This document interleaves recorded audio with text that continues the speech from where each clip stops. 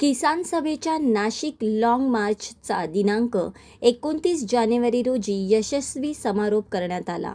महसूल मंत्री, आदिवासी विकास मंत्री, जलसंपदा मंत्री, वनमंत्री आणि शिक्षण मंत्री यांच्या उपस्थितीत 3 तास किसान सभेच्या प्रतिनिधी मंडळाची बैठक झाली. त्यानंतर मुख्यमंत्री देवेंद्र फडणवीस यांच्या उपस्थितीत मान्य मागण्यांच्या अंमलबजावणीबाबत पुन्हा चर्चा झाली. मुख्यमंत्र्यांनी मान्य मागण्यांच्या अंमलबजावणीची पूर्ण हमी घेतली. राज्यभर वनजमीन धारक जमिनीच्या दाव्यांचा पुन्हा तपासणीसाठी अर्ज करतील. या अर्जाची छाननी करून प्रांताधिकारी समिती गाव समित्यांच्या अहवालानुसार वनहक्क बहालीची कार्यवाही करतील, असे आश्वासन सरकारच्या वतीने देण्यात आले.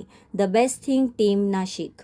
याच्यामध्ये वेगळ्या पद्धतीने आपण काही घोषणा दिली असती वगैरे काही करायचे नाही आहे, परंतु हा जो काही मोर्चा होता त्याला समर्पक अशा प्रकारची कारवाई करण्याचे आदेश सरकारने पण दिलेले आहेत. आपल्याला ते इथं त्या प्रोसिडिंगमध्ये कलेक्टर साहेबांनी आपल्या हातात दिलेले आहेत.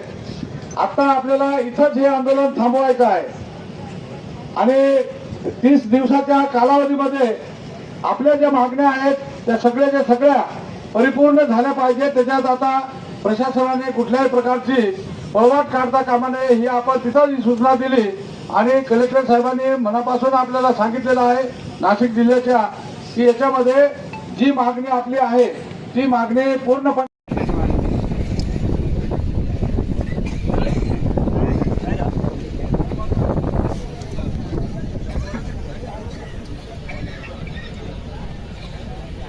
त्याचबरोबर कारभारी साहेब या दोघांचे विशेष मनपूर्वक आभार मानतोय, कारण हे प्रोसिडिंग त्यांनी फार उशिरापर्यंत रात्री जागून आणि एक शब्द त्याच्यातला आपल्या विरोधात जाणार नाही अशा प्रकारचा तोलून मापून त्याच्यामध्ये टाकलेले आहेत.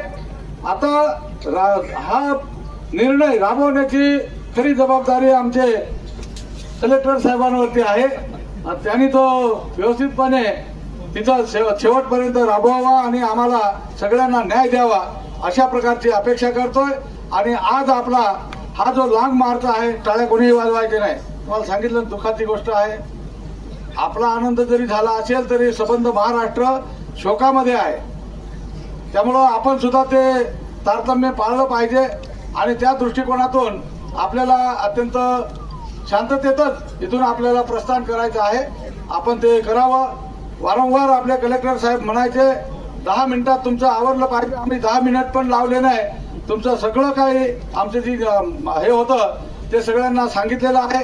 लोक सुद्धा इथून कोणीही बाहेर गेलेले नाही. जे लोकांना सांगितलं की इथं थांबायचं ते थांबले, ऐकून घेतलं. आपला जे काही इथं आल्याबद्दल सगळ्यांचे मनपूर्वक आम्ही आभार मानतोय आणि हा मोर्चा इथं स्थगित झाला असे मी जाहीर करतोय.